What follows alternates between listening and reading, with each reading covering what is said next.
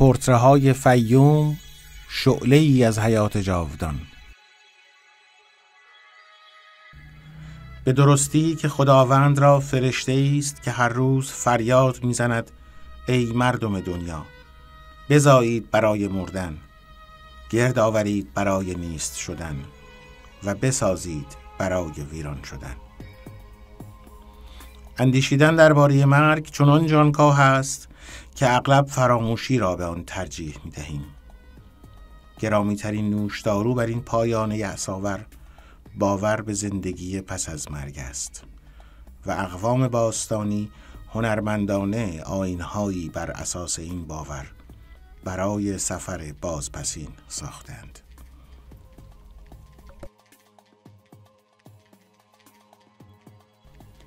در سالهای پس از 1880 میلادی نقاشی‌هایی از چهره‌های زیبا و اسرارآمیز مصری به اروپا و امریکا رسید. این تصاویر پورتری مردمانی است که 2000 سال پیش در منطقه‌ای به نام فیوم زندگی می‌کردند. فیوم شهری باستانی در 60 کیلومتری جنوب غربی قاهره در غرب رود نیل است. این پورتره‌ها جزو قدیمی‌ترین چهره‌نگاره‌های رنگی کشف شده در تاریخ هنر است که مدل‌هایش با جادوی هنر به جاودانگی دست یافتند. این چهره‌نگاره‌ها نه شیون و مویه دارد و نه نقشی از اسکلت‌های پوسیده است، بلکه به زیبایی تصاویر مدل‌هایش را در مرز میان مرگ و جاودانگی تثبیت کرده است.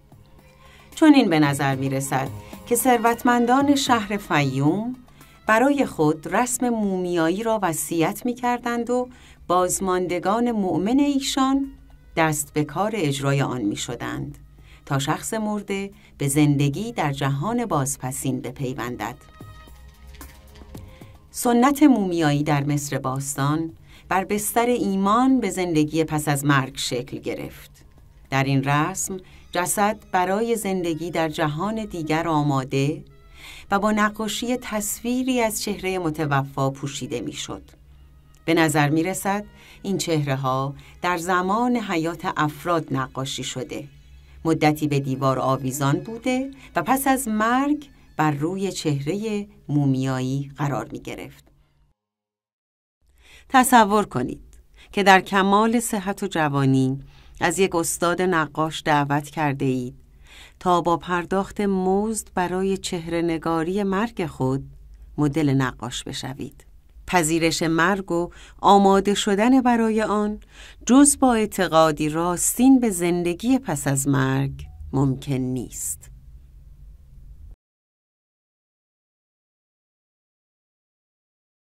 نقاشی پورتره در اینجا کارکردی معنوی داشت. اگرچه هنر مصر را هنر مردگان گفته‌اند، ولی سرشار از زندگی و زیبایی است.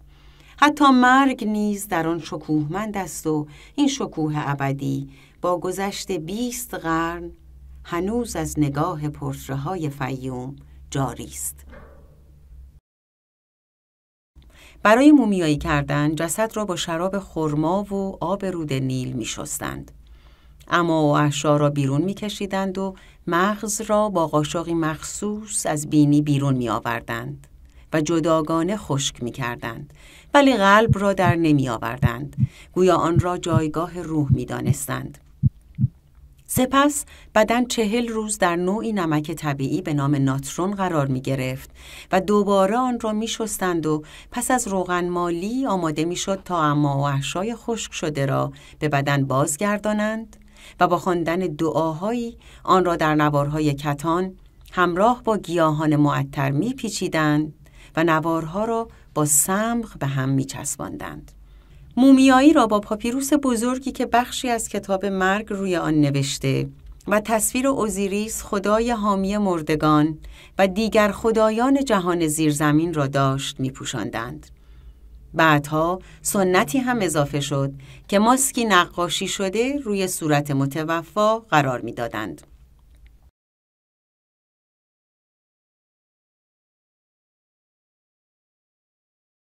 آیین مومیایی ابتدا برای فراعنه و مهمترین زنان دربار انجام می‌شد، اما به زودی برای طبقه دارایان نیز مجاز شناخته شد. ثروتمندان هم به مدد سکه‌های زر و کوزه‌های شراب از نقاشان و مومیاگران می‌خواستند که آنها را به زندگی جاوید نزد اوزیریس برسانند. به افرادی که در صنعت مرگ و میر اشتغال داشتند، خدمه تشییع جنازه می‌گفتند. عده‌ای استاد فن مومیایی بودند، عده‌ای ناظرین مذهبی اجرای مراسم، تعدادی مأمور دفن مومیایی‌ها و افرادی هم وظیفهشان سازماندهی هدایا، آذوقه و اشیای مردگان بود. خدمه تشییع جنازه با هم در گروه‌های خانوادگی کار می‌کردند و مهارت‌های خود را نسل به نسل انتقال می‌دادند.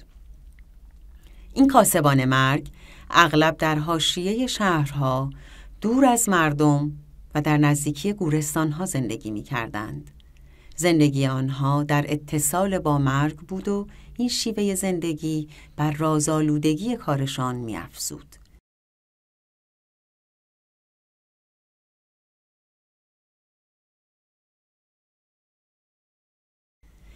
مصر باستان با تاریخی 5000 ساله در سده‌های آغازین سرزمینی سرسبز بود که با یخچال‌های طبیعی ارتفاعات آفریقای مرکزی سیراب می‌شد. اما تغییرات اقلیمی به تدریج آن را خشک و حاصلخیزی آن را به حومه رود نیل محدود کرد. یکی از دلایل اصلی ماندگاری آثار باستانی مصر همین آب و هوای خشک است و مصر باستان به گواه آنچه از دست برد دزدان باقی مانده، دارای آثار فراوان هنری با سبک منحصر به خود در بازتولید باورهایش بوده است.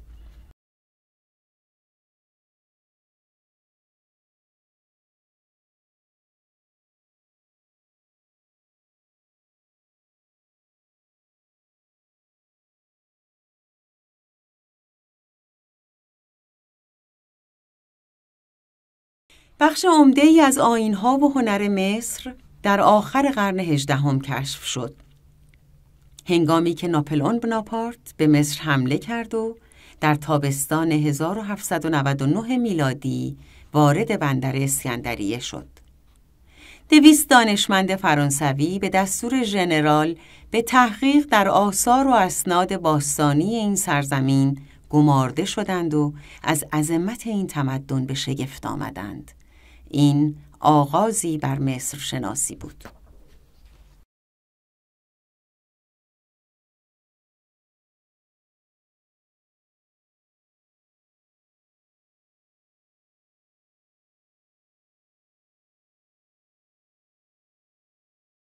مصر باستان سال 332 قبل از میلاد مورد هجوم یونانیان به فرماندهی اسکندر مقدونی قرار گرفت و تبادل فرهنگی میان این دو تمدن بزرگ آغاز شد.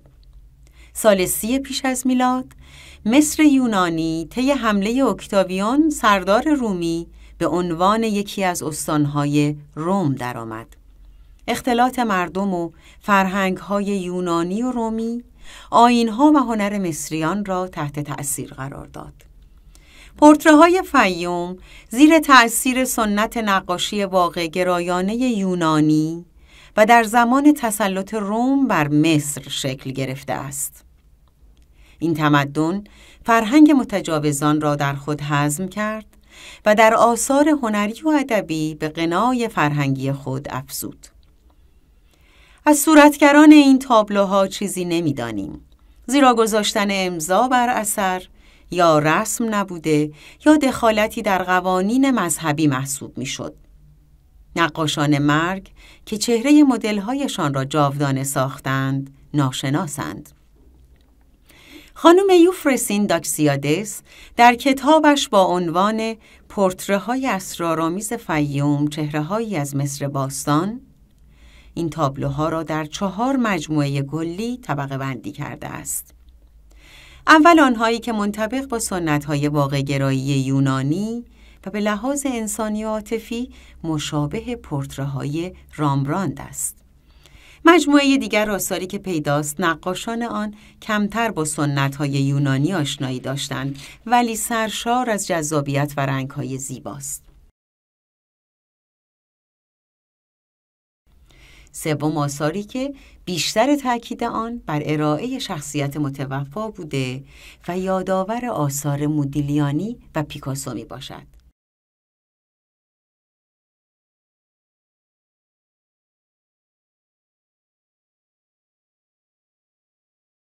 و دست آخر تصاویری که به عنوان اسناد تاریخی جالب اما از پرداخت تصویری کمتری برخوردار است و یادآور آثار هندی و تصاویر عامیانه ایرانی است. اغلب پورتره‌ها متعلق به افراد جوان است. گویا آمار تولد در مصر باستان بالا بود ولی تعداد کمی از افراد به سنین پیری می رسیدند. بیشتر افراد قبل از 35 سالگی دار فانی را وداع می گفتند. توتنخامون فرعون سلسله 18 در 20 سالگی وفات یافت و این موردی استثنایی نبود.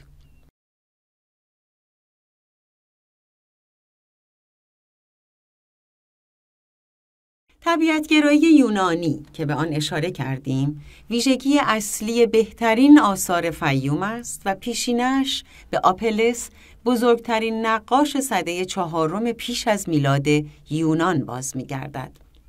آپلس در واقع نمایی و سایه روشنکاری و ترکیب بندی‌های ماهرانه بی‌بدیل بود. نقاش دربار فیلیپ و پسرش اسکندر مقدونی که آثار زیادی به تصویر درآورد.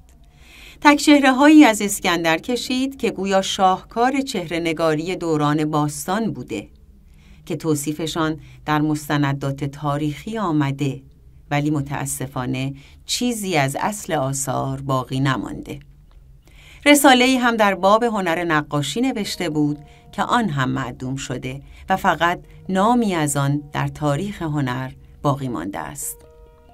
گفتند که در خلق آثارش فقط از 4 رنگ سفید، زرد، قرمز و سیاه استفاده می کرد.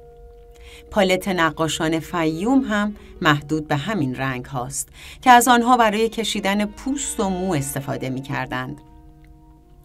علاوه بر آن، رنگ‌های آبی، سبز، بنفش و ورقه طلا برای تزیین لباس و جواهرات پورتره‌های فیوم به کار می رفت. سنت هنری آپلس بیان که اثری از او باقی مانده باشد به حیات خود ادامه داد. به مکتب هنری اسکندریه رسید و به سنت هنری فیوم بدل شد. تنها پورتره‌های مشابه پورتره‌های فیوم در تاریخ هنر، شمایل‌های بیزانسی و چهره‌نگاری شهدای دوران اختفای مسیحیت در سده‌های اول بعد از میلاد است. چهره‌نگاری‌های فیوم و شمایل‌های مسیحی به ویژه در تکنیک و تأکید بر چشم‌ها ویژگی‌های مشترک دارند. چهره‌نگاری‌های 2 شهر پومپئی و هرکولانئوم در روم باستان به تاریخ 1 قرن قبل تا 1 قرن بعد از میلاد، اگرچه با چهره‌نگاری‌های فیوم همزمان است، ولی اشتراکات چندانی ندارند. در این 2 شهر ییلاقی ایتالیا، دیوار ویلاهای رومیان متمول مملو از نقاشی با موضوعات مختلف از جمله پورتره بود. در آن تصاویر به جامعه آن زمان روم پرداخته شده ولی در چهره‌نگاری‌های فیوم بنابر سنت مصری نوعی نگاه عمیق به جهان پس از مرگ با فضایی وهم‌آلود مورد توجه است. گویی شامگاه زندگی مردان و زنان مرده پیش از مرگشان چراغش را با خود آورده و صورت آنها را تا ابد روی تخته نقاشی پرنور کرده است. از نقاشان فیوم با عناوینی چون آنکواسای، زوگرافوی و تکنیتای یاد شده.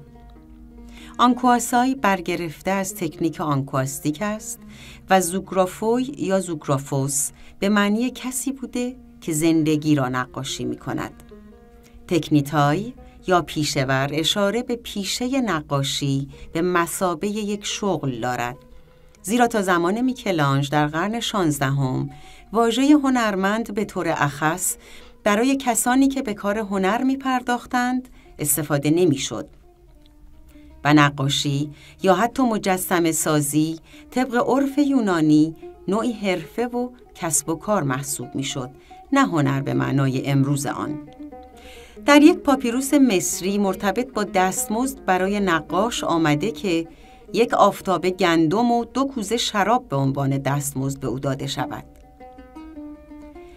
بستر این نقاشی ها یا تخته چوبی بوده و یا پارچه کتانی و تکنیک نقاشی گاه آنکواستیک و گاه تمپرا. در بسترهای چوبی رنگ چوب گاه به عنوان رنگ زمینه مورد استفاده قرار گرفته است. ابعاد پورتره‌ها حدوداً 35 در 18 سانتی متر است و از تخته‌های چوبی از جنس درختان انجیر، چنار، سرو، کاج و یا صنوبر با ضخامت 1.5 تا 2 میلیمتر استفاده می‌شد. آنکاستیک یا مومرنگ ترکیب موم مذاب همراه با پودر رنگ بوده که مادامی که داغ می‌شد قابل استفاده بود. به آن دسته از تصاویری که روی کتان با تکنیک تمپرا نقش شده آویزهای تشییع جنازه می‌گفتند که مانند یک کاغذ کادو دور صورت متوفا پیچیده می‌شد. چهره‌نگاره‌های فیوم گویی پنجره‌ای بود که از درون لفاف مومیایی و تابوت گشوده می‌شد و پورتره همچون نماینده فرد ساکن در منزل ابدی به بیرون آن چشم می‌دوخت. این تصاویر متعلق به چهره افرادی است که خودخواسته برای جاودانگی قدم پیش نهادند و سرشار از نگاهی عمیق و مبهم به ابدیت توسط نقاشان ناشناس ثبت شدند.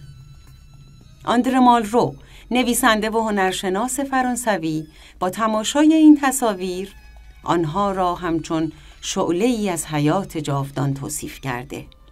این پورتره‌های زیبا عموماً ناشناخته مانده و در تاریخ هنر چندان مورد توجه قرار نگرفته است.